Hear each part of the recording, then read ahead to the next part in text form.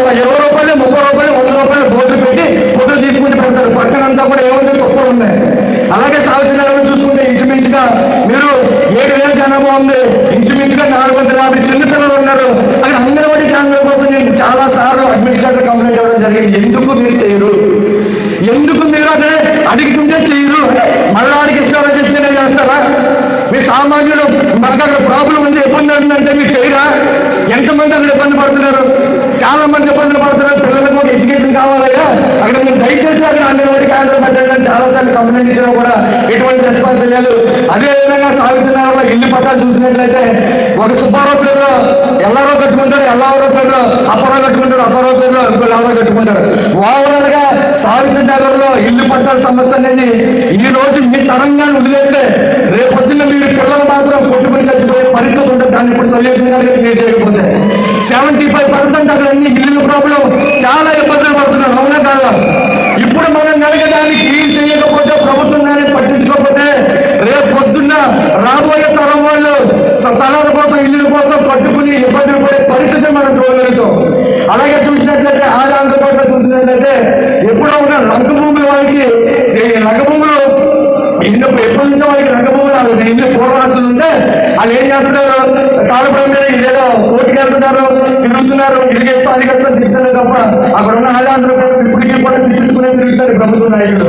అలాగే ఉన్న ఏదైతే గణపతి నగరం ఉందో ఎప్పుడో 30 సంవత్సరాల క్రితం కట్టినటువంటి కమ్యూనిటీ హాల్ ఉందో ఆ కమ్యూనిటీ హాల్ కూడా అక్కడ చేయాలని చెప్పి మనస్ఫూర్తిగా కోరుకుంటే సార్ మీ అందరూ కూడా మన పార్టీ నాయకులందరూ కూడా వచ్చి నిరసన చెప్తున్నారు సార్. ఈ పార్టీ సభాముఖంగా ఈరోజు యాదవ్ మల్లాడి కృష్ణారావు గారు 25 సంవత్సరాలు కాంగ్రెస్ పార్టీలో ఆయన వచ్చేశారు. అయితే దానికి కాంగ్రెస్ పార్టీ 3 సార్లు బెస్ట్ ఎమ్మెల్యే అవార్డు ఇచ్చింది, 3 సార్లు మినిస్టర్ ఇచ్చింది. అంతేకాకుండా కాంగ్రెస్ పార్టీలో 25 సంవత్సరాలు పరిపాలించినందుకు సిల్వర్ జూబ్లీ అని చెప్పేసి 25 సంవత్సరాలు పరిశ్రమ చేసింది. ఇంత చేసిన కాంగ్రెస్ పార్టీకి ఆయన రిటర్న్ ఇస్తే ఏం చేస్తారంటే కాంగ్రెస్ పార్టీని పడగొట్టి ఎన్ఆర్ కాంగ్రెస్ పార్టీలోకి వెళ్ళిపోయారు సార్. అటువంటి వ్యక్తి మళ్ళీ మన పార్టీలోకి వస్తారు అనే అపోహ మాత్రం అపోహ యాదవ్ ప్రజలందరికీ ఉంది.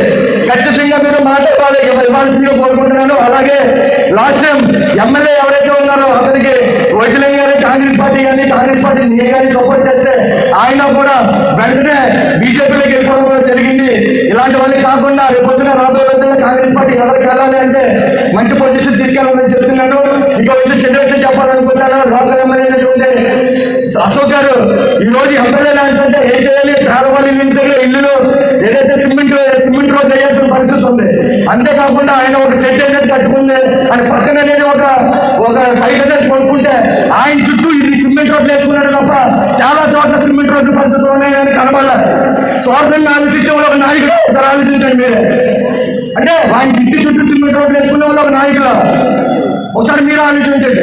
దయచేసి ఆంధ్రప్రదేశ్ భయాన్ని వదిలేసి మీరందరూ కూడా ధైర్యంగా వచ్చినట్లయితే ప్రతి ఒక్కరికి మంచి జరుగుతుంది. ఎంపీ ఎలక్షన్కి ఓటేసిన ప్రతి ఒక్కరికి కూడా పేరు ధన్యవాదాలు తెలియజేసుకుంటూ నాకు మంచి చక్కటి అవకాశం ఇచ్చిన ప్రతి ఒక్కరికి కూడా మనస్ఫూర్తిగా ధన్యవాదాలు తెలియజేసుకుంటూ